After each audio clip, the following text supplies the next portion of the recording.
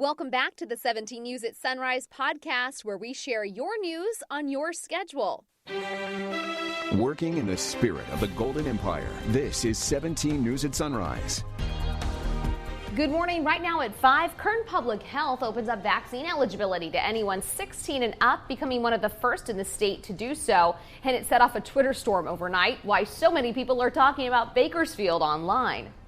Congressman David Valadao donates contributions received from Representative Matt Gaetz from Florida, who is now under investigation for an alleged sexual relationship with a 17-year-old. Where that money is going instead, coming up. While the pandemic decimated so many businesses, it was a boon to one local family's creative startup. We'll introduce you to the Hart sisters and show you how they're helping local people say it creatively. This is Tuesday, April 6th, 2021. Good morning, 5 a.m. Good to have you with us. I'm Maddie Jansen alongside Alex Fisher. Love to see that, and I'd love to see all the colorful yard signs around town. Since the pandemic, it's been one really cool thing that really has picked up and hopefully will continue. You know, and I think since things are going back to normal, I think that's one thing that is going to stay is the yard signs, because they do provide a lot of color, especially on your drive around town. You get to see all of the different displays. So look forward to that story coming up. But we have something very exciting. All three of us are now back in studio for the first time in months. Yeah, I probably mean, it's been Thanksgiving, right? Around Thanksgiving time, because I remember November. we were together for the Thanksgiving holiday, but I think that was literally the last time. So pretty crazy. Let's, for the first time, both of us send it over to Kevin Charette. And yesterday was a beautiful day around Kern County. We saw the 70s again, and we're going to be there this afternoon as well. Let's take you outside, show you our skies right now. We have a little bit of a cloud cover out there, as you can see, around the Kern County area, and that'll be pushing in and out as we go throughout the day. In terms of our temperature right now for Bakersfield, sitting at 49 degrees under a calm wind. We'll be looking just at a light breeze as we go throughout the day, and you can see hour by hour a mix of sun and clouds, with those temperatures again back into the mid-70s. And then for Tehachapi, beautiful shot here. Do you notice what I notice? Yes, we see the moon out there this morning, and we've got a temperature of 43. So west-southwest wind at 7, so those winds have died down somewhat, and there are no advisories in place. The only area where I'm seeing a little bit of a gusty wind is through the Mojave Desert, so keep that in mind if you're going to be traveling the 58. And you can see up in the Tehachapi area today, starting out in those 40s, and then we'll be rising into the 60s, a mix of sun and clouds throughout the day as well. But overall, a nice one. We'll send it back over to you. All right, thanks so much, Kev. And your time is 5:02. If you've been waiting for months to finally get a coronavirus vaccine, it is your turn. Yesterday, Kern Public Health announced anyone ages 16 and over can sign up for a vaccine. Kern County is one of the first in the state to do this, dropping the old requirements that were used during the vaccine rollout to make sure that the most vulnerable people in our community were vaccinated first. Kern Public Health spokeswoman Michelle Corson says it should make it less confusing for people who still need their first dose. This is it. This is everyone. So I think that's the message we want to send our residents. It's easy now. As of last night, just under 13% of Kern County is vaccinated, and the department says fewer people are signing up. They hope that changes now that virtually anyone can get an appointment. Meantime, this comes as nearly 1,300 people have died from COVID-19 since last March, with Public Health announcing 5 new deaths yesterday due to the virus. 20 new cases were also announced, bringing the total to more than 106,000 cases. Right now, 52 people are in the hospital, 14 are in the ICU. There are still COVID-19 vaccine appointments available for this week at CSUB's mass vaccination site. Walk-ins are accepted. The site's open 7 days a week from 8 a.m. to 6 p.m. The Kern County Fairgrounds Mass Vaccination Clinic has open appointments this week, Wednesday through Sunday. The vaccines are free and no ID is required. Kern Public Health says My Turn has been updated to allow those ages 16 and older to schedule appointments. So you can visit the state's website, myturn.ca.gov, to schedule an appointment. You can also call 833-422-4255. Kern County's decision to open up vaccine eligibility has caught a lot of attention throughout the state as thousands of tweets poured in last night, launching the term Bakersfield to the trending section on Twitter. This morning, there were more than 7,000 people tweeting about Bakersfield's vaccine rollout. The majority of those tweets were from LA, and people encouraging their friends and family to make the trip over the grapevine and get the shot. CSU Bakersfield's mass vaccination site was also a major topic of discussion due to its ability to provide vaccines to those who walk in without an appointment. It's unclear at this time just how many vaccines have been administered to residents outside of Kern County. State leaders say this week could bring even more changes to California's blueprint for reopening. California leaders are set to likely announce rule changes that will make it easier for counties to move into the state's less restrictive orange and yellow tiers. This morning, most of California remains in the red, allowing for businesses to open with minimal capacity. The changes will be triggered once 4 million doses of the COVID-19 vaccine have been distributed to the least healthy zip codes across the state. State data shows 3.96 million doses have been distributed in those areas so far. After announcing on Friday that large gatherings, live performances, conferences, and receptions are allowed later this month, officials said the state is working on an even less restrictive green tier. That additional guidance is coming soon, and that will provide a lot more information about when we get past the blueprint altogether. Getting past the blueprint will still take more time and more vaccinations and continuing to monitor the infection rates and the trends, but we will provide that roadmap. State officials say that new roadmap could also be out in the coming days. Your time now is 5:06. Today, President Biden gets a bird's eye view of what it's like to get a COVID-19 shot. Then he'll update the nation on where we are as far as getting everyone vaccinated. Yeah, Tracy Potts has that story from Washington. Alex and Maddie, good morning. We're tracking this by the numbers. The latest from the CDC this morning, 167 million shots have been given. Nearly a third of the country has some level of protection, more for seniors, but there is concern that we could be looking at a fourth wave of cases this spring. We know that long-for dawn is almost here. President Biden offering hope that the pandemic will soon be over. Today, he tours a vaccine site in Virginia and provides an update on vaccinating America. The CDC is concerned about outbreaks in youth sports. Among 18 to 24-year-olds, where we're seeing actually some peaks in cases. Nearly a quarter of American adults are now fully vaccinated, and 4 in 10 have had at least one shot. But new cases are up. The government opens 3 new mass vaccination sites this week. We're now averaging 3 million shots a day. I saw on some program last week that Republican men, curiously enough, might be reluctant to take the vaccine. I'm a Republican man. I want to say to everyone, we need to take this vaccine. The concern, not just here in the U.S. This pandemic won't end at home until it ends worldwide. The State Department just named a new global coordinator for COVID response. There's concern about new versions of the virus, including a double mutant strain that first appeared in India, now in California.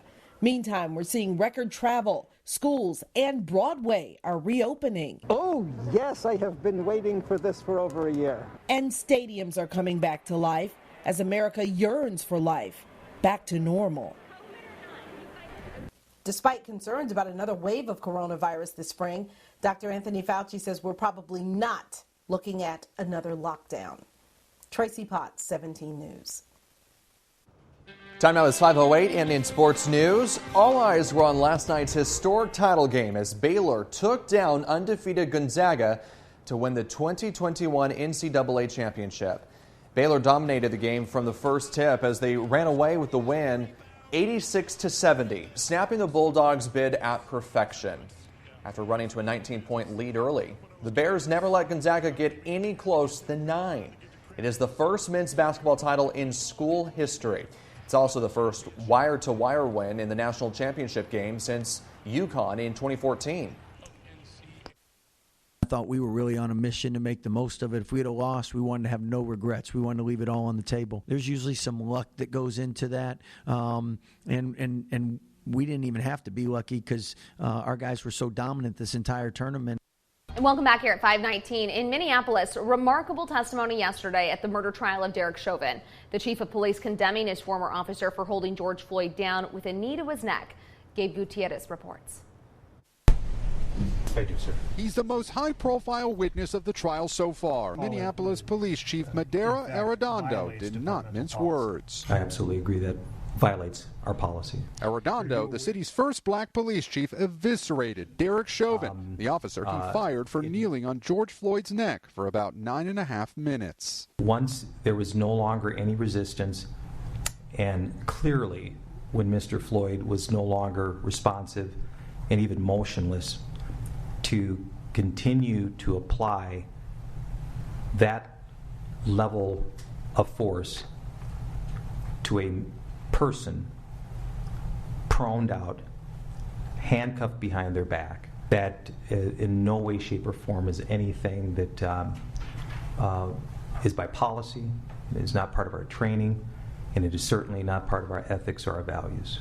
During that testimony, Chauvin took notes and only looked up briefly. Arredondo also revealed that he'd first gotten a call about the incident that night around 9 p.m. before Floyd had been pronounced dead. He told jurors he initially viewed this video from across the street and nothing jumped out at him. It wasn't until around midnight that a community member told him about the bystander cell phone video that soon went viral. Thank you so much for joining us. Arredondo had been blunt when we spoke with him last summer. If you could look and be in the same room with Derek Chauvin, what would you say to him? I would not be in the same room with him, and I refuse to mention his name. I've been in and out of policing for over 40 years, and this is the first time in the history of my career that I've ever seen a chief that take the stand as a witness against one of his or her police officers. Chauvin's defense team has argued that an angry crowd of bystanders distracted the officers and that Floyd died because of his drug use and underlying health conditions. Would you agree that the use of force is not an attractive notion? I would say that use of force is something that most officers would rather not use, yes.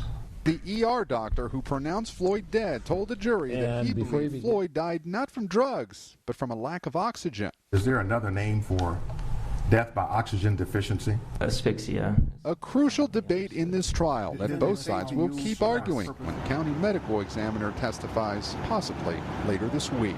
KGET Business Watch is brought to you by Grapevine MSP Technology Services, the Valley's leading IT service provider.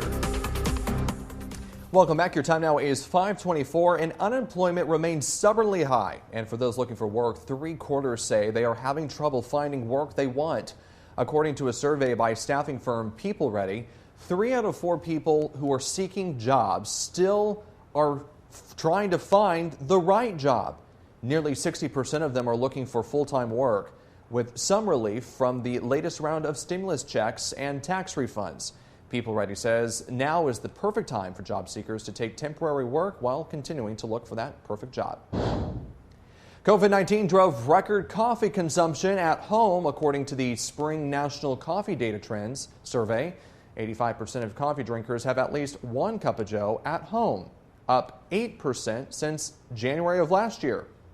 More than 40% of Americans bought types of coffee they had never tried before the pandemic, and nearly 1/3 tried to replicate a favorite coffee shop beverage at home. Average daily consumption held steady at nearly 2 cups. Have you been more stressed out or anxious since the start of the pandemic? More Americans are turning to apps to help manage their mental health, but there's something you'll want to consider before you use one. Liz McLaughlin reports. Boy, it's been challenging for all of us, hasn't it? Stresses of the past year have pushed a new wave of users to seek out mental health apps. It's a way to break down that barrier, and a whole host of people who never accessed care before are finally accessing it. Talkspace is an app that connects users with licensed therapists with unlimited messaging for a monthly subscription. Then you enter your own HIPAA-compliant secure therapy room where you can communicate with your therapist and write something at any point, day or night. Interactions with therapists on Talkspace and similar apps, including BetterHelp, are protected by HIPAA, a federal data privacy law. We do not sell that data. But not all mental health apps are created equal, with thousands on the market offering everything from breathing exercises to AI chatbots. Many are unregulated. A lot of these apps operate in a gray area where the app itself isn't covered by the law unless it's connecting you directly with a doctor. A Consumer Reports investigation looked at 7 popular mental health apps and found the services and data privacy offered by the apps varies widely. In some cases, data was shared with third parties, including Facebook. The fact that you're seeking help or seeking care for.